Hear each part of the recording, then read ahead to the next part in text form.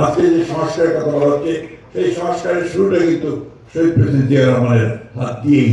আজকে একটা অত্যন্ত পরিকল্পিত প্রচারণা চলছে যে বিএনপি সংস্কার চায় না, বিএনপি সংস্কারের বিরোধী। মাসটা হচ্ছে নভেম্বর মাস। এই মাসটি আমাদের কাছে অত্যন্ত গুরুত্বপূর্ণ, কারণ এই মাসে 7ই নভেম্বরে 50 বছর আগে আমাদের এখানে একটা সিপাহী জনতা বিপ্লব হয়েছিল।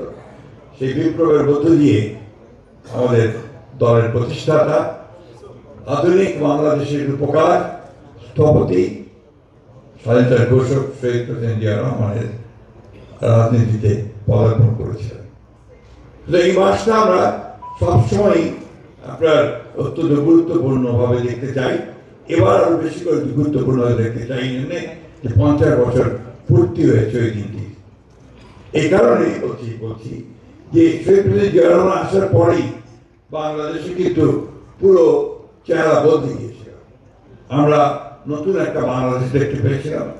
আজকে যে সংস্কারের কথা বলা হচ্ছে সেই সংস্কারের শুরুটা কিন্তু শহীদ প্রেসিডেন্ট জিয়া রহমানের হাত দিয়েই। তিনি একদলীয় শাসন ব্যবস্থা বাকশাল থেকে বহুদলীয় শাসন ব্যবস্থায় গিয়েছিলেন, গণতান্ত্রিক একটা ব্যবস্থায় গিয়েছিলেন। তিনি গণমাধ্যমের পূর্ণ স্বাধীনতা দিয়েছিলেন, স্বাধীনতার পূর্ণ বিচার বিভাগের পূর্ণ স্বাধীনতা দিয়েছিলেন, অর্থাৎ একটা পূর্ণ গণতান্ত্রিক ব্যবস্থায় গিয়েছিলেন। তার সময় কিন্তু আমাদের অর্থনৈতিক ক্ষেত্রেও সম্পূর্ণ নতুন সংস্কার নিয়ে নতুন কাজ শুরু হয়। একটা বদ্ধ অর্থনীতি থেকে আমরা একটা উন্মুক্ত অর্থনীতি, একটা ফ্রি মার্কেট ইকোনমি থেকে উপস্থিত হয়েছিলাম। তার নেতৃত্বে বাংলাদেশ মাত্র 3.5 বছরের মধ্যে অনেক দূর এগিয়ে গিয়েছিল।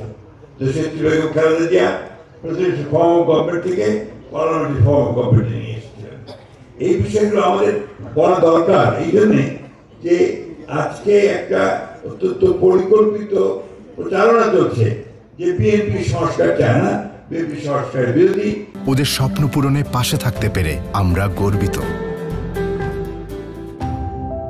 বিএনপি হচ্ছে সেই দল যে দল সবচেয়ে আগে সংস্কারের কথা বলেছে, কাজ শুরু করেছে এবং আধুনিক বাংলাদেশ গড়ার ক্ষেত্রে অগ্রণী ভূমিকা পালন করেছে।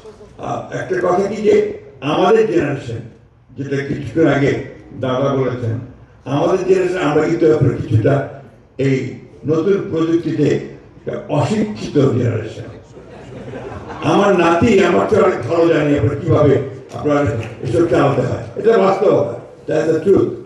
আমার বিশ্বাস আমাদের যারা আপনার একেবারে নতুন প্রজন্ম যারা আসছে তারা এই ব্যাপারটাকে আরো অনেক আন্তরিকভাবে নেবেন, তারা এটাকে অনেক বেশি করে মানুষের কাছে, আমাদের জনগণের কাছে ছড়িয়ে দেবে। যুগটাই হচ্ছে আপনার প্রযুক্তি যুগ। 4th রেভলিউশনের পরে এখন আপনার কোনো উপায় নেই যে আপনি এটাকে বাদ দিয়ে কোনোভাবে যাবেন। সুতরাং আমাদের সকলের দায়িত্ব, বিশেষ করে দায়িত্ব, এটাকে অতি দ্রুত রপ্ত করে তার মাধ্যমে আমাদেরকে সামনের দিকে এগিয়ে যাওয়ার কাজটা করা।